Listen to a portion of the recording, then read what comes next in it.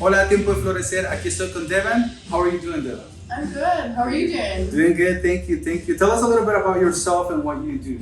Well, my name is Devon Eisenbarger. I play guitar for a living, touring, recording, a bunch of different things. But yeah.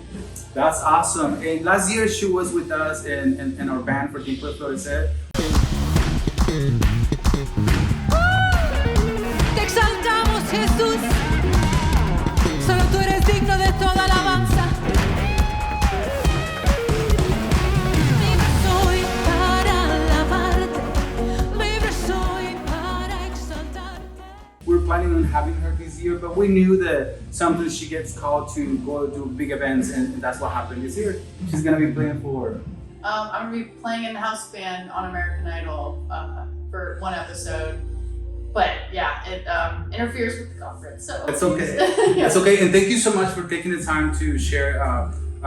It's very important for us to hear your story. We wanted to do this in person, but I think this video, it's gonna accomplish what we wanted to do in person. So I want to ask you a couple questions so people get to know your story. This is a woman conference, and I know someone's gonna be inspired today. So at what age you discover your passion for guitar? I think I was around 13 years old. Discovered it. Yeah, my dad's a killer guitar player, and I just grew up watching him. And I was like, I think I want to do what he does. So I asked him to teach me, and then I really fell in love with it. Yeah. Ah, wow, 13. That's pretty awesome. At what point in your life you believe this could be your career? Because one thing is you like it. I know people like a lot of stuff, but like you had to believe in yourself, and you said, you know what? Probably I can get a shot at this. I think I was maybe around 16, and I felt like I just like had this vision of being on a big stage. I was like, I just want something about performing and like being on a stage was like very like speaking to me, and I just felt like really called to it. But I don't know that I necessarily fully believed that I could do it. It took me still once I got to college, and then I was like, oh yeah, I'm gonna do this for a living. Yeah, and I'm sure you were preparing, you practiced a lot, you had to like, not just the belief part and not just the liking music, but like the practice. I'm sure it was like intense amount of hours of practice. Yeah, definitely. That's crazy. So now that you are like, this is your profession, this is what you do for a living. Just, I don't know if you mind sharing maybe a couple of people that you have worked with? Yeah, of course, yeah. I currently play for Katy Perry. We're doing a residency out in Vegas this year, and it's been really fun. I've done a tour with her as well. And I've played for Zayn Malik, who is he went off and did a solo career. He was in One Direction. I've done a couple shows with CeeLo Green. Gwen Stefani, Gwen Stefani, yes. I played with Gwen Stefani. Yeah, sometimes I just forget.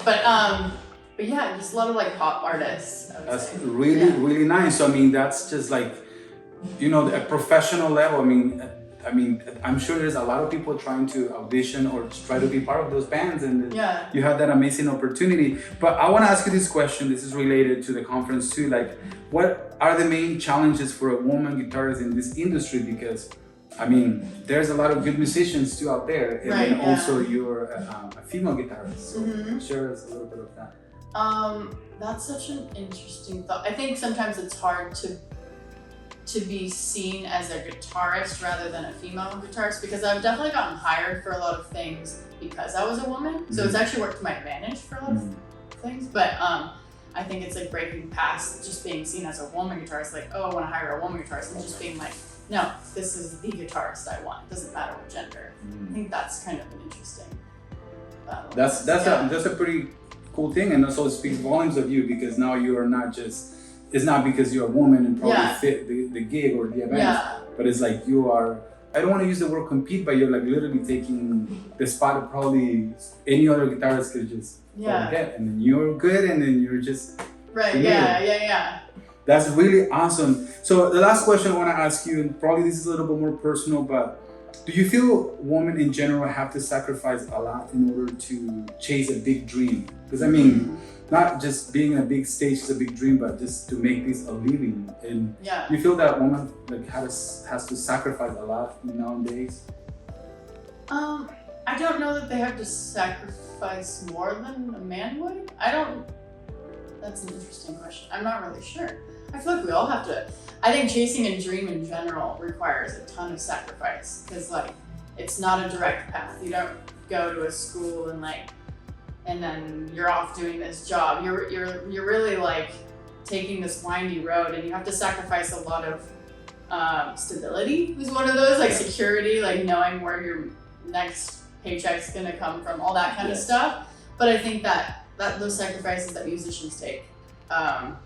Like we all feel them, you know, not necessarily just a woman thing. Yeah, and that's a really good answer because I feel that now we have the opportunity, like we enjoy that opportunity that's available for men and women. Exactly, yeah, I think times have definitely changed, gotten a lot better. Granted, there's still a lot of things like gender pay gap and like there's a lot of things that women do have to like struggle with against, and against, but yeah, you're right. Like in sports, I'm sure. Like in sports, like men will make more money. Yeah, I think I was watching a documentary called LFG about the women's soccer team's fight for equal pay and how they eventually finally won.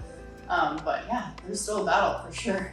Yeah, and you know what? I think we have come a long way. And us as Christian, like and for these events and also for our church, we follow Jesus Christ. And then I think one of the most amazing things that he did is that he dignified minorities and including women as well. Because in the Bible there was these moments he was talking to a woman in a well, the Samaritan, that just being a Samaritan back then, it was a big deal. Like they were like segregated, excluded. And he was talking to her and also talking to a woman. Like a man talking to a woman in an open setting like that, it was not allowed. So I think we have come a long way. And I'm excited that now, I mean, you feel that there's at least an opportunity for you in this industry. Chasing a dream. Yeah, totally. You're good. I mean, if anything, sometimes being a girl has helped me. Like I said, like sometimes you get hired because they want a female. Like there's definitely a lot of like female empowerment, like movements going on, and like artists that want that representation on stage.